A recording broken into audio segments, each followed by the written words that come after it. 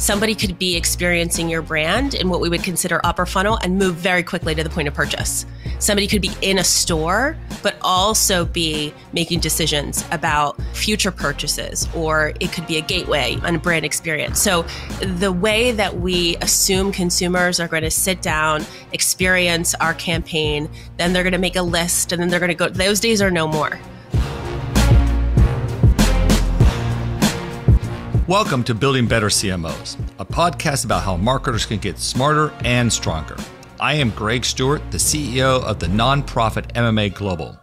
We have three goals: to change how we think about marketing, to understand the challenges that CMOs face, and to unlock the true power that marketing can have. Now, this podcast is not a place for hero worship or how great CMOs are. Instead, we're going to talk about real leadership in marketing and what it takes to drive growth today.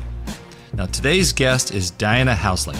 She's the Vice President, General Manager of Consumer Experience and Growth at Colgate-Palmolive and serves as a Board of Director member at the MMA. She started at Colgate in 2021 when she was brought in to run digital commerce. Now, that background has given her a unique perspective on marketing, and she's going to tell us why it's time to rethink some basic fundamentals, like the funnel. We're also going to talk about maintaining the culture of a 217-year-old company like Colgate and helping other people find their superpowers and the importance of holding on to your convictions. You can find a full transcript of this interview and more at bettercmos.com. And if you like the podcast, do me a favor and leave a 5-star review on Apple Podcasts. If you don't like the podcast, email me. Seriously, I'm Greg at MMAglobal.com. Now let's get right to my conversation with Diana Haussling. Diana, I'm glad you could join me today on Building Better CMOs. How you doing? Awesome. Better now that I'm here with you.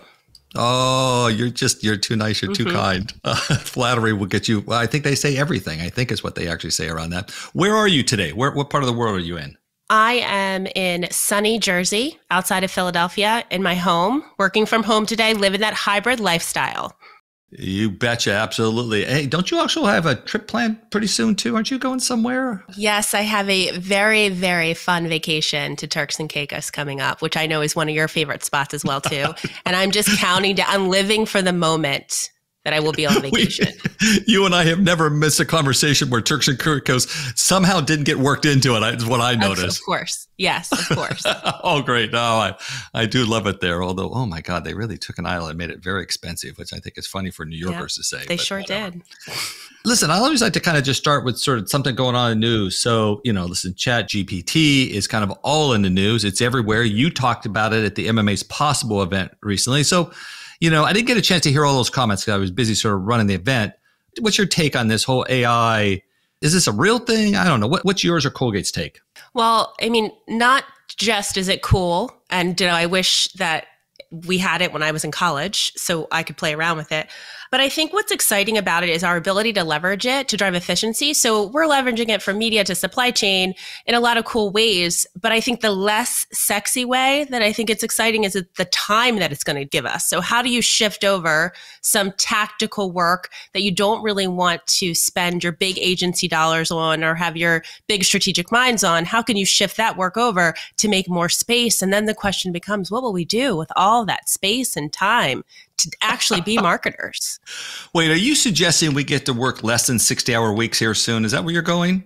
I'm pretty sure I will find activities to fill that time with, but I am a leader that loves a rest and recharge. But I do think there's an opportunity for our time with all the bureaucracies, especially when you're working in larger CPGs, like Colgate-Palmolive is 217 years old.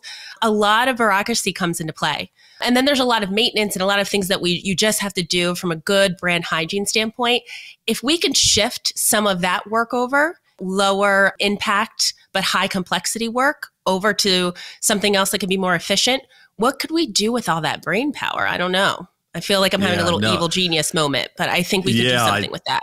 I totally see that coming. It's funny. I actually had to write a press release for Building Better CMOs over the weekend. And, listen, I don't know, it'll take me, an hour to sit and write a press release? I actually took the liner notes that Eric here, my producer had given me. I just threw them in, said, give me a press release, and voila, 15 seconds later, I had a full press release. It was actually pretty good. I've sent it to Eric. So I think we got a pretty good. So you're right. That's a lot of extra time that's sort of put to better use and sitting around laboring over it, getting every word right. Yeah. And I don't think, I mean, it's not going to replace the creative genius and the intuition and the experience, or even just the gut and the know-how that comes from marketers. But what we can start to do is really shift our team's focus on high impact, highly complex work streams that allow us to drive business impact.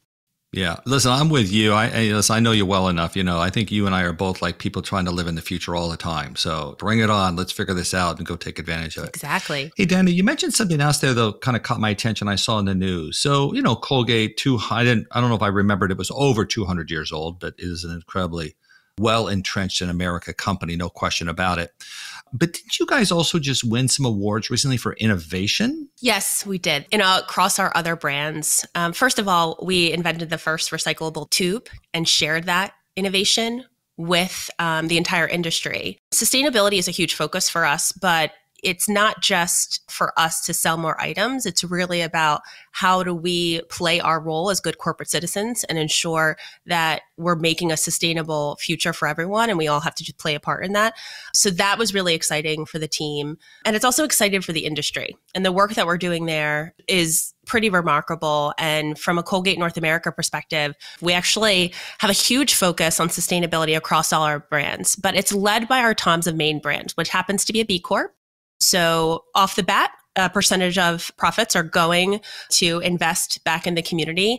And then as a real part of their brand focus, which is about, just being do-gooders and investing back in the community, they've launched not only a focus on sustainability across all their brands, but they've also invested in an incubator program, which is really cool if you haven't seen it. And it really highlights activists across the sustainability, environmentalists playing field, and it gives them a voice. And specifically in a lot of communities which are overly impacted by the challenges that we see with the environment, but are often underrepresented. So think about Black and Brown communities that may or may not have the same level of voice in this environmental sustainability conversation, and really allowing them to take up space and giving them dollars to support their cause. It's pretty cool. I'm very proud of it. And if you haven't checked it out on LinkedIn, please do. Chris Martini is the CEO of Tom's in Maine, and she is really leading the charge. And it's really exciting to see it all unfold. That's actually interesting, Diana. I don't know that I was aware that there was a B Corp as a subsidiary of Colgate, I'm assuming, correct? Yes. And what's the company? What's the product? What's the business a little bit, just to make sure everybody's clear? It's called Tom's of Maine. So think about, it's the OG of naturals. So Tom's of Maine is in the oral care department, deodorants, across the board. Think about personal care items. So a really cool brand with huge consumer loyalty, but a real value proposition that I think resonates not only with consumers who find themselves very, ingrained in this space, but consumers who just want to do their part.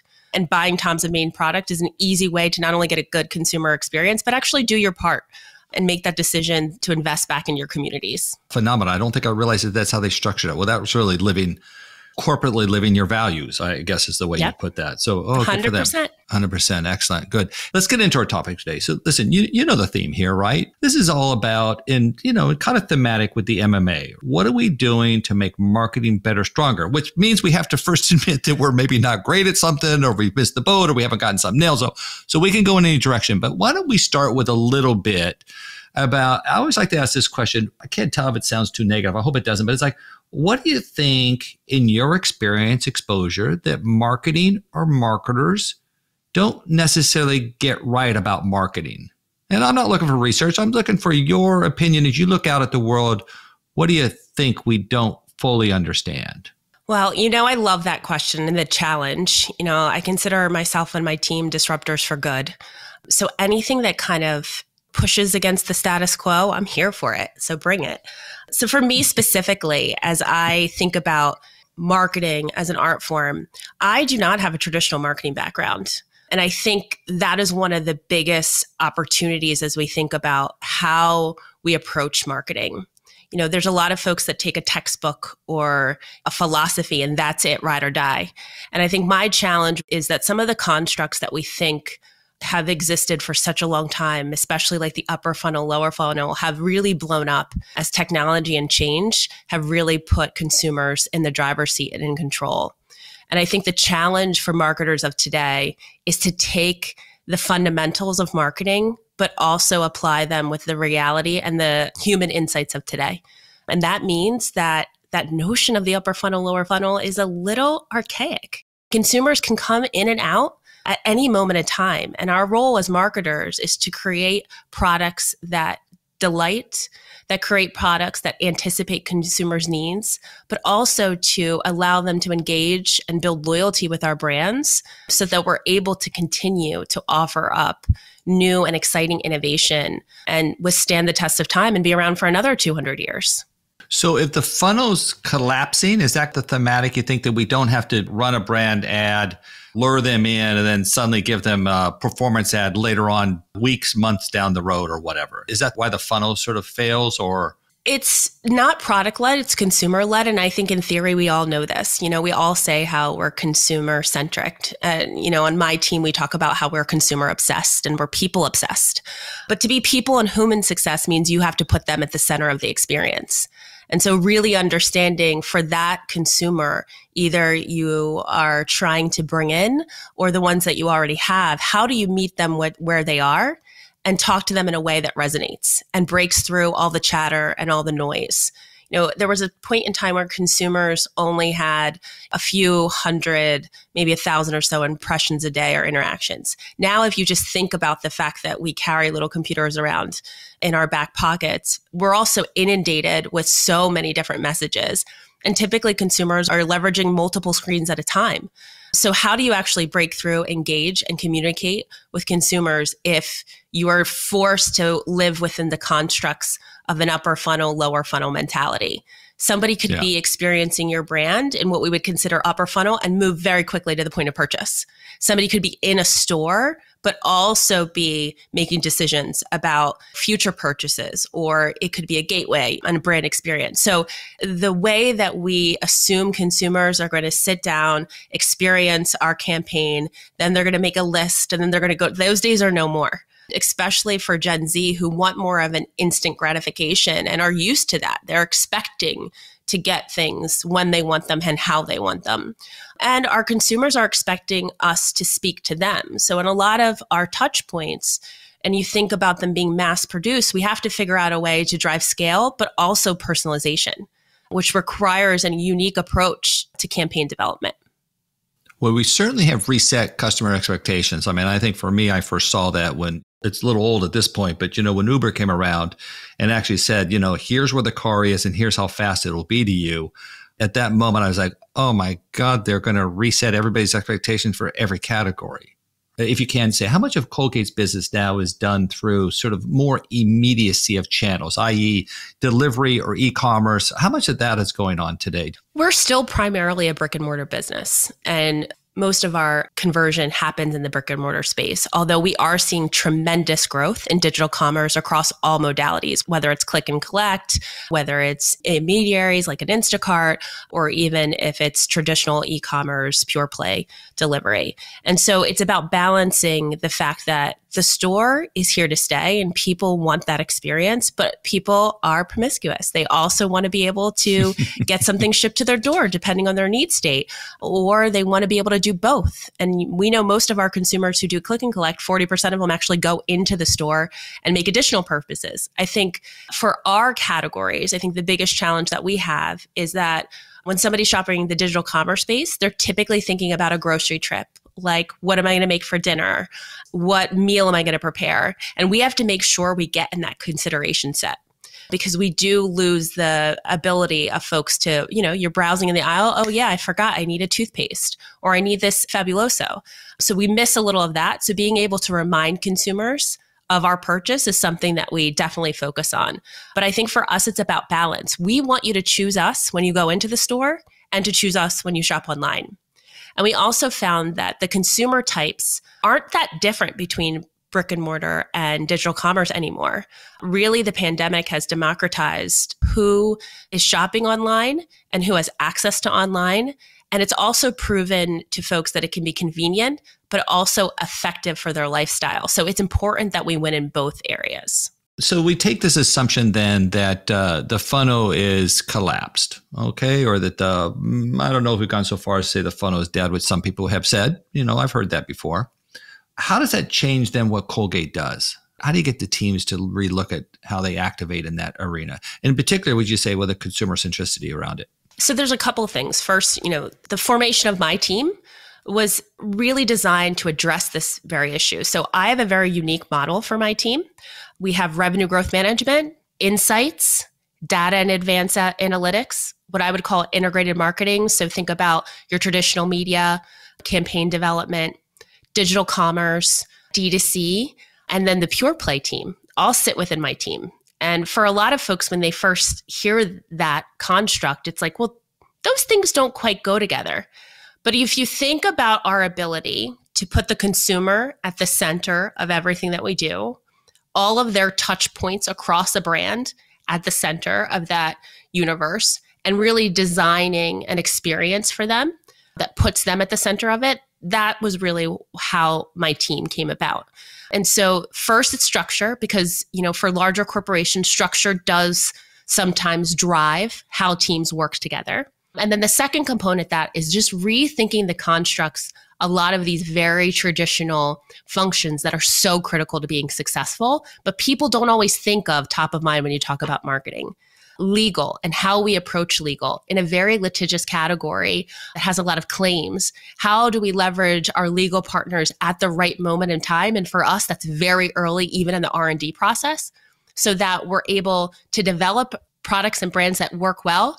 Our science, by the way, is bar none, but also that we're able to talk about it in a way that makes consumer excited, but protects us also. And then if you think about other functions like finance, flexibility within a P&L is really critical if you're going to shift as the consumer shifts, and your ability to place big bets around things that are working and pull money away from things that aren't working is also critical. So all of those things really have to be reimagined and adjusted so that we could really move in this new way of engaging consumers.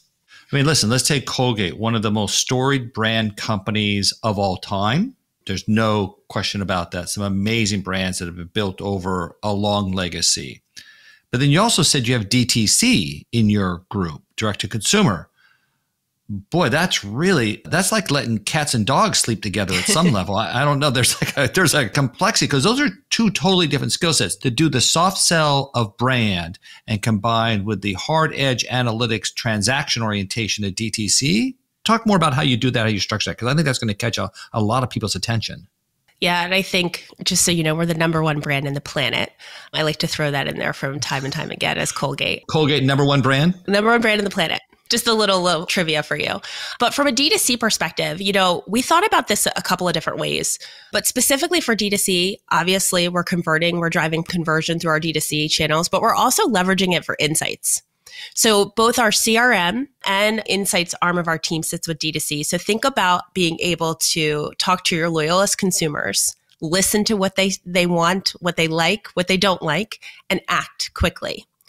To test creative relatively quickly for either, our national partners or even our retail media friends who have big ships as well too.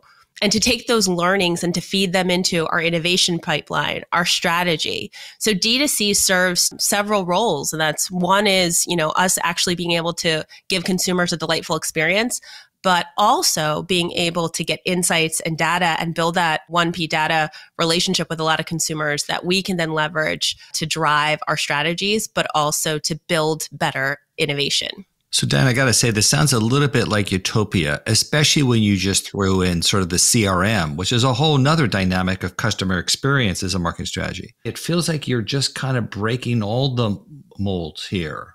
Is that emblematic to you? Was that a Colgate decision and then they found you? Where'd you get this kind of orientation to the world? So initially I was brought in to lead a team called The Hive, which is our digital commerce team. And I think, what I love about Colgate, and which is really cool about a company that's been around so long, is actually is a company of innovators. Innovative not from just a product standpoint, but innovative in and an openness to how things are done. And that's really cool. It wasn't something I expected, especially for a company that's been around for 217 years and with some of the preconceived notions that I had about the company. But if you think about, to be the number one brand in the planet means you have to have a presence everywhere. And that level of human insight that it takes to be relevant in market to market, city to city, income level that changes, dynamics that changes, cultural shifts, means that you have to be open to doing things differently. And I think, as the company made bold moves to think about what's going to take us to the next 200 years and how do we push forward, running the old play wasn't going to necessarily do that.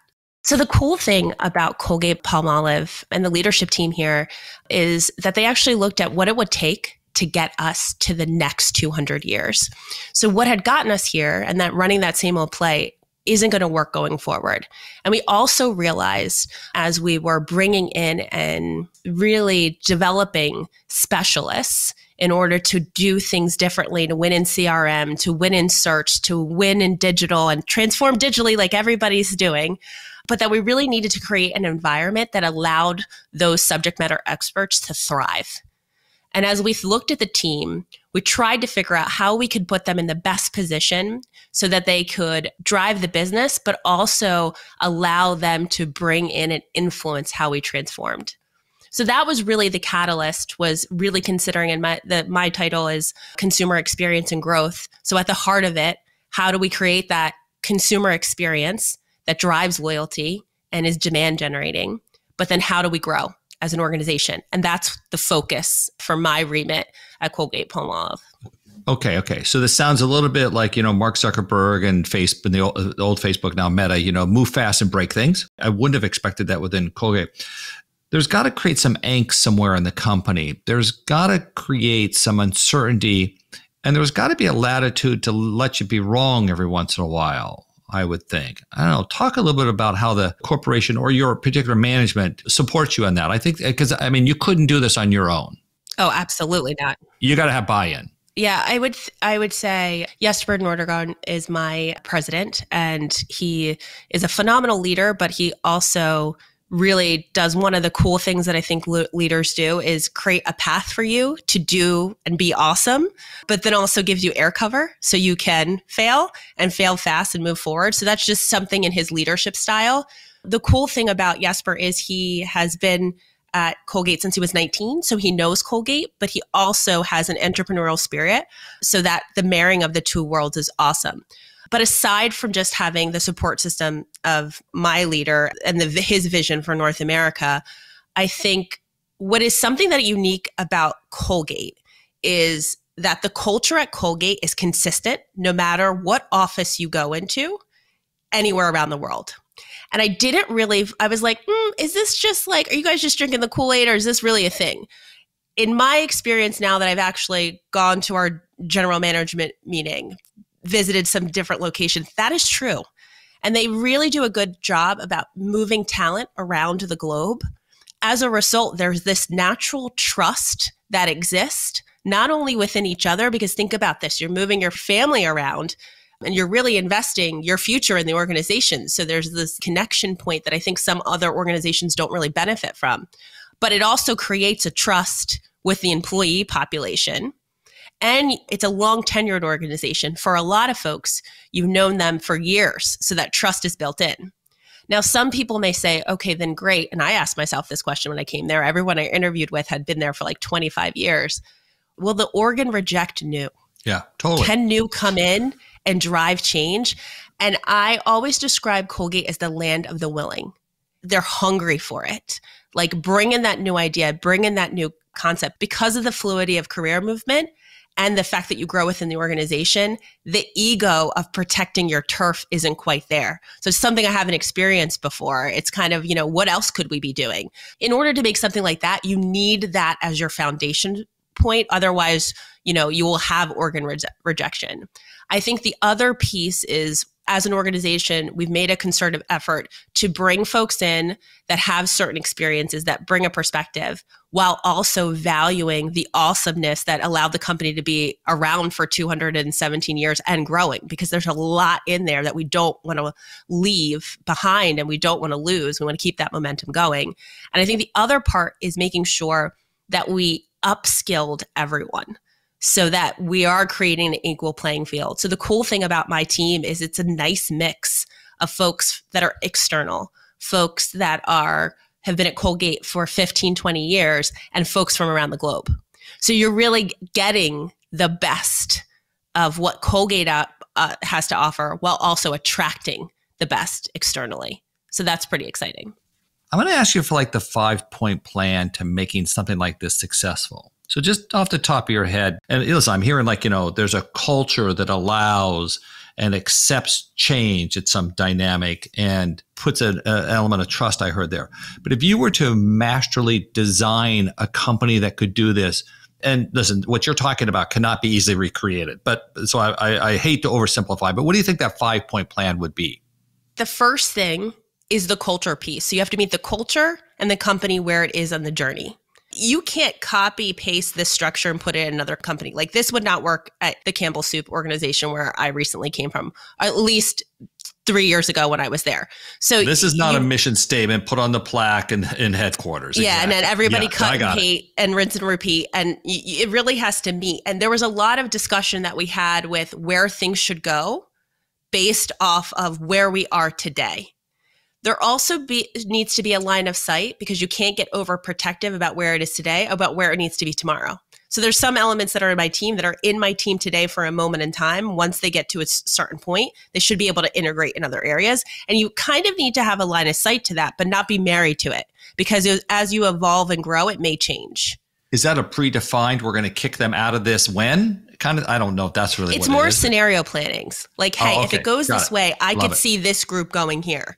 Or, and really kind of having that exactly like, potential, where could we take it? I think the scenario planning is the single most underrated thing that marketers don't do. They develop, you really just triggered me on this one.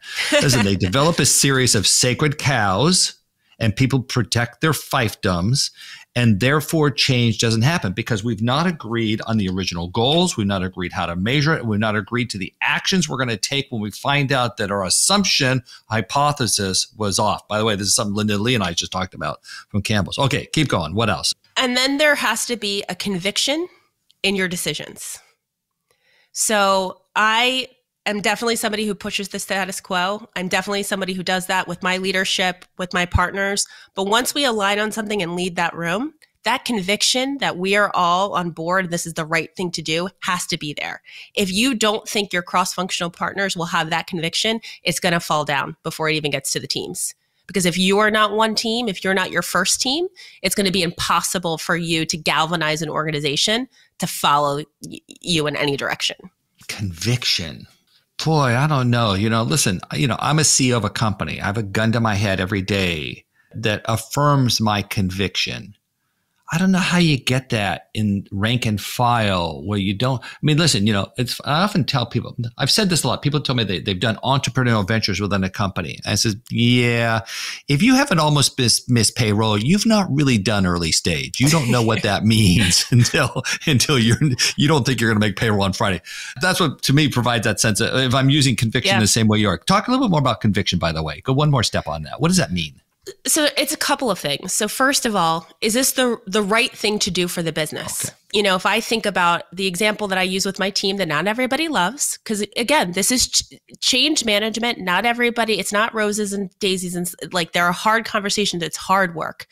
But I talk about the Kodak organization and when they were at their prime and how they must have felt walking into that building every day. And now in retrospect, would they have ever imagined that still a viable company, but not really at the prime of what they could have been? And it's really important that we don't have a sense of entitlement. We've been here for 217 years. We're not entitled to be here for another 200 unless we act. And there has to be a level of responsibility when you have a brand of that weight. Like we are parts of a broader history of a huge brand and a huge brand story. And our responsibility as brand stewards has to drive our passion, our focus to make sure that these brands don't fall down on our watch. And so that sense of ownership, at Campbell's, they had this saying before they changed their values that really always stuck with me, which is like, own it like a founder. So that sense of conviction that not only must we move, we must act, but it's our responsibility to make sure this works. Now, that doesn't mean you're not open to changing or adjusting. But you can't go change everything. You got to give it at least a little bit of time to set, to see what works and what doesn't. But once you start to design the structure and then you bring in, the rank and file, they are the ones that are doing the work, hands on keys, day to day. So there's going to be things that have to adjust and evolve on how you do the work. But that's when you bring them in to add the value of, hey, we want to hear from you. What's working, what's not working, but how might we make this work in this way? Yeah. So that was going to be my next thing, which is all about how do you leverage the people? The people have to understand what's in it for them. They have to understand what's in it for the organization. And they have to also understand there's an expectation for them to be a part of this change journey. And that is where the work really starts. It's one thing to set the boxes up and to say this is the structure. The work really happens when you pull in the teams and they start to really kind of live into it and not just talk about it in theory. I've been around a lot of startups and a lot of early stage business. A lot of them have been fairly successful. You can always mark the beginning of the end when arrogance seeps into it. How do you protect against your own arrogance or entitlement? Because it's kind of hard when you get to these positions. You start to believe your own press, the media writes about you. They make you a 40 under 40, whatever, right? Well, I'm lucky enough to have my own little hater in my brain that reminds me that I may or may not live up to the stats that I have. I think I have the opposite problem. But I think for me personally, I know what my gaps are. I luckily am not even close to the smartest person on my team. I surround myself with really smart people who have no problem whatsoever telling me that I'm wrong and also telling me how we could do things better. So I think it's picking the people that you surround yourself with, your network, your tribe, whatever you want to call it, whether it's the people that you work with every day. So for me, that's the leadership team, my first team, but also the broader organization. But then it's also the people who you pull into your life. You're a person I go to for feedback. Linda Lee is another person that's on that list. Yin Rani is another person. Marcy Rebel. Ton of people who care enough about me being successful to tell me the truth. Sarah Hosfetter is another person that does that tremendously for me. And having those people, that tribe of people who don't have an agenda, they have no skin in the game other than wanting you to succeed. It's really critical, and having those safe places to go to. But I think the other thing that I've noticed in my career that I gravitate to is leaders who push me, but also see my full potential, see things in me that I wasn't really able to crystallize. Because it's not just about, here are your gaps, these are the things you have to work on, but really leaning into your superpowers so that the organization gets the most out of you, but you're also your most effective self. Boy, I love that. That's an awful lot to sort of ask to accomplish. But where'd you get such a strong orientation to all this, by the way? This feels like this is not something you developed at any one of your recent companies. This is long standing. Well, I come from a very Caribbean family, extremely hardworking with a focus on education and the importance of education and the impact it could not only have on you, but all of those around you, and a really strong sense of community. And that responsibility to not only my family and extended family, but also to the people that have came before me, my ancestors, my grandparents who worked so hard to not only come to the United States, but be successful and have multiple degrees, really pushing for each generation to be that much better and stronger. It's something that I focus on, but it's also an example that I saw with my parents it wasn't just enough for us to succeed. Everybody around us needed to succeed because it's no fun unless everybody around you is also successful. So there was a real focus on investing in other people, but also working hard and not feeling like anything is entitled to you. I grew up very privileged, but I also grew up with a sense of responsibility to the community and to the people around me. And that's the value system that I think helps me stay humble, but also helps me know what I'm pretty awesome at and what value I bring to the table, and so that I can leverage my skills to add value places. Because I think especially for women and Black women, there is a push to be humble, to not brag, to not be able to say, I'm freaking awesome at that. And I could help you in this area. And I think part of just my presence in a lot of these rooms that weren't designed for people who look like me allows other people to be able to do that as well too. But it also gives me a sense of responsibility to ensure that I don't waste that privilege. And I leverage it to elevate others' voices, but I also leverage it to drive the business results.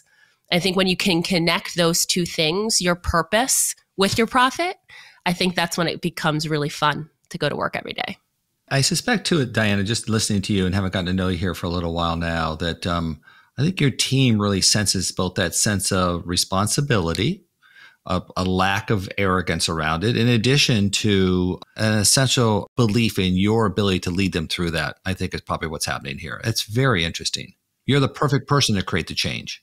Well, thank you. I appreciate that. But I think for me, what I see more with my team is I can actually see, and this I think is one of my strengths. I can see their superpowers. I can see their potential.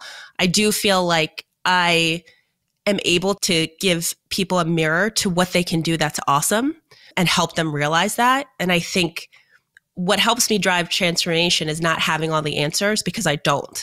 And I work with a team of subject matter experts that know more about their space than I could ever know.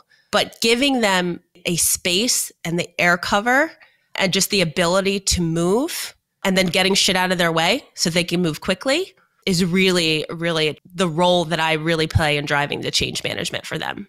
I think the other thing for me is I don't necessarily put limits on myself. I have never set, I want to be in the C-suite. I want to do this. I want to do that. It's kind of my career trajectory has taken me there. It's not until the past few years that I've been a little bit more intentional about that, which is a mistake, by the way. Do not do that. Be intentional from the beginning. But it's something that, I've kind of, that looks like a really cool thing. I would want to do that. Or I've had a lot of leaders say, you should do this role. You'd be good at it, and shift around. It wasn't until recently I became more intentional.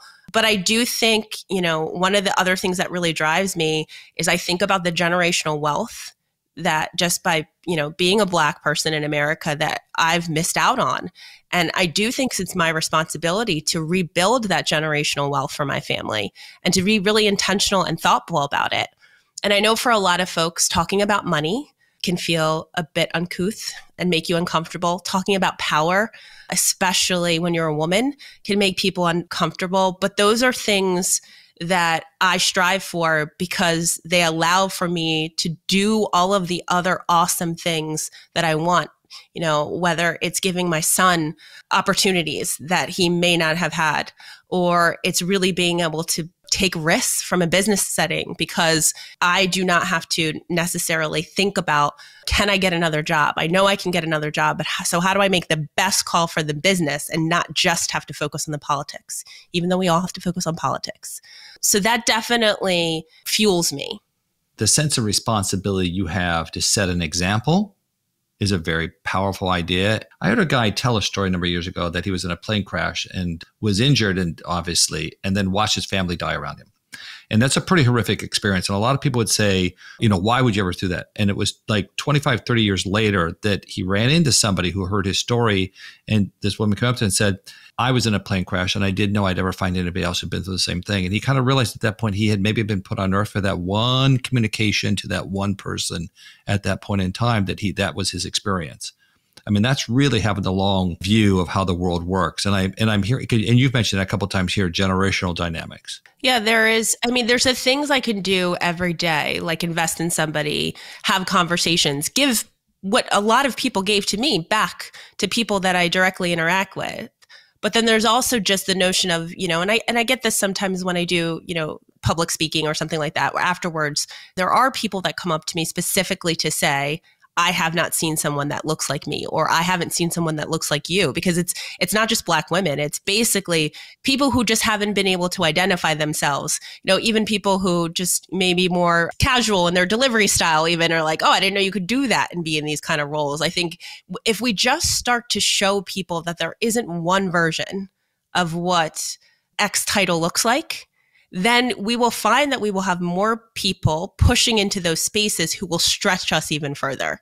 Getting back to the marketing topics, I think in some ways we've become complacent marketers have become complacent. Marketers have become complacent with the formulas and the way of doing marketing, that we're losing that bright-eyedness of how to or we haven't even really taken the time to understand the underlying dynamics about how it really works.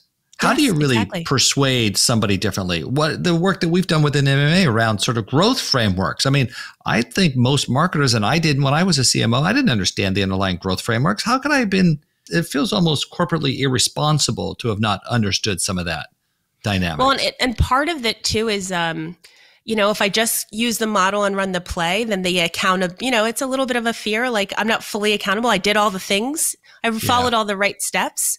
So I think there's just an opportunity for us to, just rethink about how, the employee profile for a marketer.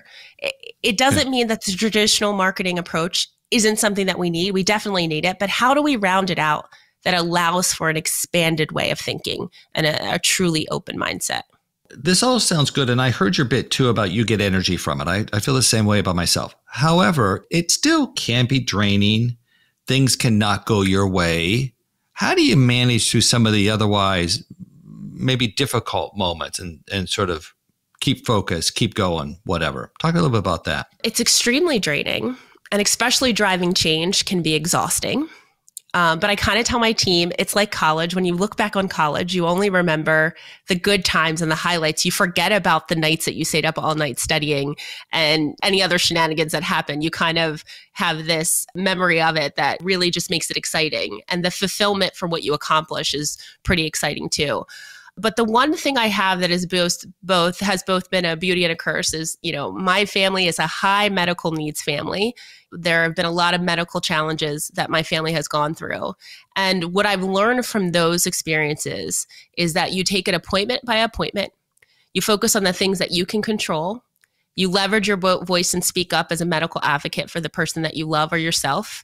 And toothpaste is teeny tiny in comparison to, having an illness or dealing with something like that. So being able to put it in perspective, it enables me to kind of operate differently. Now, do I get hot? Am I very passionate? Am I also very in tune with my emotions? I don't think saying somebody is emotional is a bad thing. We like to say that emotions are bad, but we're humans. We're supposed to have emotions. I have all of those things. And there's a good number of times where they're great, and there's a good number of times when they're not ideal. But that's, again, why you have that support system. I have a support system that doesn't allow me to wallow too long, to vent too much, and to really focus on what am I going to do next. I'm just extremely privileged to have that. And it's interesting because throughout my career, I have just been surrounded by people that have really fed into me and fueled into me, but continue to do that regardless of if we work together or not. Most of these people look nothing like me, and we don't have that much in common other than we all are passionate, ambitious people who care about each other. Yeah. And I like the fact that you're sort of open about that, and yet you're open about the ambition, which I think, like you said, I think is not always sort of appreciated at some level. It's sort of like not talked about, like money. You mentioned that earlier, but at the same time too, I used the word with you last week, right? You just come across so authentic in who you are and what you're trying to do, which means you're at some level just being true to yourself. Or trying to. That's really, regardless you're right or wrong is irrelevant. It's like, it's true to you and what you want to be and who you are. I'm trying to be true to myself. It's getting easier with old age. Yeah, you're not at old age yet, but okay. It's getting easier as I get older, but it's still hard. I think it's hard to be your authentic self, and it's hard for others to earn your authenticity.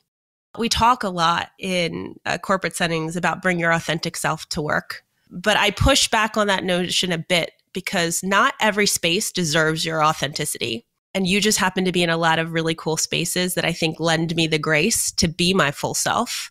But also our spaces, especially in the ones we're in, where you want to be challenged, you want a challenging conversation, but you also want to have an intellectual conversation, which lends itself to people being able to show up, speak their ideas, in a way that's appropriate, but also yearning to learn and maybe be moved in another direction because of what they heard. I got a funny question for you. What do you do when you think you missed the mark or maybe get it wrong? Or I don't know, maybe say the thing you, in retrospect, think you shouldn't have said or some variation of that? How do you do that? That happens quite a bit to me. First, you build that trust in the upfront. I think that once people know you, I mean, they know your intentions, they know where you come from. And, I also use my network as a sounding board. When I say this, how does it land? I work on those things. Specifically, there's airspaces where I want to be an ally and advocate for communities that I'm not a part of. So I do practice and, it takes time to get it right. And I think sometimes as allies, we don't always show up because we're so nervous about saying something wrong. Once you've done it a couple times and you realize, you know what, it's not that bad. And you surround yourself with people who care about you, you'll get it right the next time. I think that fear of failure is what stops so many of us from pushing forward. But it also really stops us from being really good allies and supporting other people. Do you think fear of failure is universal, or do you think it also has a gender dynamic to it? And I'm asking that as a father of twin daughters, by the way. That's where my question's coming from. I think it's both. I do think fear of failure is definitely something that exists across highly ambitious people in general. So man, woman, non-binary, whatever you are. I think that exists with everyone. It's also your ego gets in the way too, because you've been successful for so long and you're successful out of a lot of things that your ego can't always handle the hits in the same way. And that's something, especially in senior roles, you have to work on, is being able to check your ego or have like a tough ego. But I think for women, it really does hit a little different because of the way that we're raised and gender norms. When I was growing up, there was this notion that you could have it all, but you can't have it all. You can't do all the things. Like I missed the 5th grade recital. I didn't commit to going, but I was going to be a surprise, but it didn't quite work out. So I felt like a failure. But when I think about all the other ways that I'm showing up to raise a highly functioning human who is a good, just all around person, I think that I can get a pass in the 5th grade recital. And so really thinking about what mark you want to leave on the world and not just at work helps you be able to push through the fear. I will say for me, pushing through the fear, financial security is also a way that you can push through the fear. If you're concerned about every comment that you make preventing you from getting that next promotion, getting that next job, you will be frozen and you won't be able to be your most impactful self. So I do think the fear hits a little different for women. I found for me that I haven't been really able, I know I present very confident, but I'm highly insecure. I haven't been able to push the fear down. What I've focused on is to do it anyway. So how do I have fear, but do it anyway? And so that's really what I've been focused on. And I'm hoping, everybody tells me the older you get, the less you care about things like that and the less fear you have. So I'm hoping it'll continue to get better. I got a couple of years on you and I'll vouch for that. And yes, I think one of my favorite ones, and I'm assuming the producer will be able to sort of blank this out, but fear. I mean, you just cannot dwell on it. You just cannot spend time. Listen, fear serves a role to keep us away from real danger. Sometimes like, a fear of bears, that's a good fear. But if fear is brought into the workplace, I'm not so sure it serves me that much. And so, I've heard the phrase uncover, discover, discard, like figure out like what's going on, get rid of it and sort of move on, because it's that. And it's only until I do that then I start to make, I think, better decisions, at least for me. There's also a notion of level setting the fear. To your point, like bear attack, big fear, appropriate fear. Right? Yeah, exactly. Getting an answer wrong in a meeting or not knowing something in a meeting, maybe little fear, So really being able to put it in on the spectrum of fear. Where do we sit today? I play this with my team, especially with a lot of the women on the team. Like we do the scenarios, again, scenario planning. Like, so what happens if you do it? Okay, then what happens? And typically it's not that bad. So once you realize the worst that can happen and it's not that bad, do it anyway. Yeah, but you're right. It takes a special environment and support to be able to sort of help most people do that because they have varying levels of sort of fear or fear inhibitor or whatever you might want to call it. So I love that you said kind of a really critical thing in there, which to me was around just yourself, that you get energy out of doing this. And I don't know that a lot of people get energy. Somehow it ends up being sort of life-sucking to people. And that's really unfortunate because I feel the same way. And I think it's my single greatest attribute is like, it's the sense of that showing up and that it reinforces a positive with me, which I don't know that happens for everybody. I don't know why it's different. Let's do a little bit of lightning round here a little bit. Okay. So a couple of things. Who else in marketing, person, company, whoever, do you most admire? I don't know. You want to pick on anybody in particular or even I'm going to pick on Yin, Ronnie. Oh my God. You went like my favorite. Yes. Okay. Go. And Why? reason what I love about Yin, first of all, she's a fierce advocate. She's 100%. Ridiculously smart, but she also is the opposite of me personality wise, which makes her one of the best mentors and coaches ever because I'm really able to see things from a different lens. So that's how she impacts me personally. She's also one of those people who saw me when I didn't see myself. And so I'm always forever grateful for her for that. But what's super cool about Yin is how she approaches marketing, which is in a completely different way. She's actually one of the people who, when I saw her, I was like, oh, I could do this and I could do it my way. The latest work that she's done with the relaunch of the Got Milk campaign is super cool. All right, style milk, start your day. Body fuel, time to play. Drinking it after class milk. 3, 2, 1, blast milk. Full of calcium milk, make it #1 milk. Twist milk, tough milk. Howdy do, what up milk? Shuffle milk, shop milk. Question, got milk? The way that she's tapped into the community, but in like the real human truth behind the campaign is interesting. But I also love the way that she's creatively partnered with the agency to kind of just hack traditional ways of approaching things. So just if you haven't seen it, really cool, something to check out. We didn't really get into some of this here, but what do you think is most overhyped in marketing today? Aside from the metaverse and Web3. Maybe. Boy, that was a real flash, wasn't it? Came on, went away pretty quick. Yeah. Very relevant, very cool for brands that have a point of view and a position to be in it right now. But I don't think it was like everything we thought it was going to be 2 years ago. I think I went to every conference I went to, like the metaverse was everywhere. The conference series that I went to this year, I don't think one person talked about the metaverse. Yeah. So definitely a little overhyped there.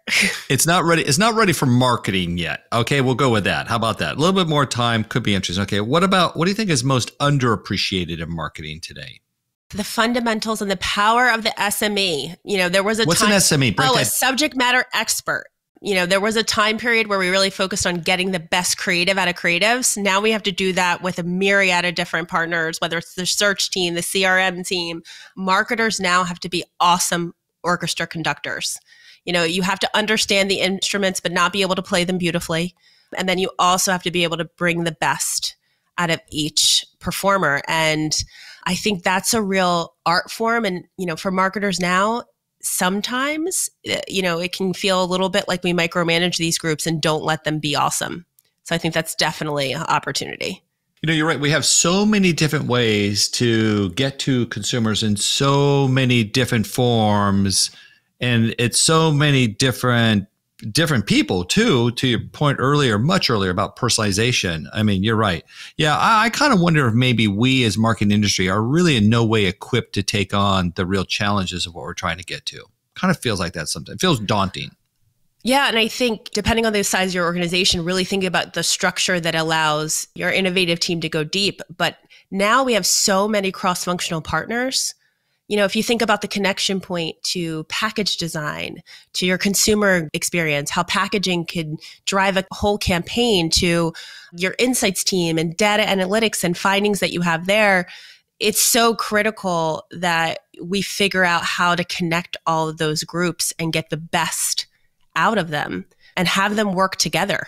And that's the real challenge for marketers, is you really have to be a good connector across all of these various groups. But I think also too, Diana, if I can say, I'm not really so sure that we as marketers understand how all these different sort of channels, dynamics, partners, how they all really fit and work together in sort of connecting with consumers. It's partly because I'm not so sure we had the best of frameworks, but I think it's equally so that like the world and connection points are changing so fast. I don't know how you even keep up. Like somebody said to me, we got into a discussion at a board meeting one time. Somebody said, how do you even begin to evaluate a 6-second ad on Facebook relative to TikTok. It was just as TikTok had sort of come along. Yeah. I'm like, well, how would you make that decision? Like, that is really, and then throw in, 15 new other channels. So for me, what it really comes down to is making sure you have a strong brand foundation. So like, what is your brand's identity? Yeah. What is your brand? What's your brand architecture? And then it's the integrated brief. Sometimes the briefing process is siloed for no reason because people have kind of like, okay, the integrated marketing team, they're the only team that needs the brief. Actually, there's a broader group of people that actually need to get this brief to understand what you're trying to accomplish, and let them raise their hand and say like, oh, I can play a role in helping you deliver that KPI. Because once you define like what are the goals you're trying to set, that you're not looking at tactic for tactic. Your specialists do that for you. We had a funny thing come up as the AI work that the MMA's been doing. We were struggling with working with our friends over at Kroger's. In fact, what is the creative brief for an AI dynamically generated creative? What does that brief look like? And how do you even begin to write that?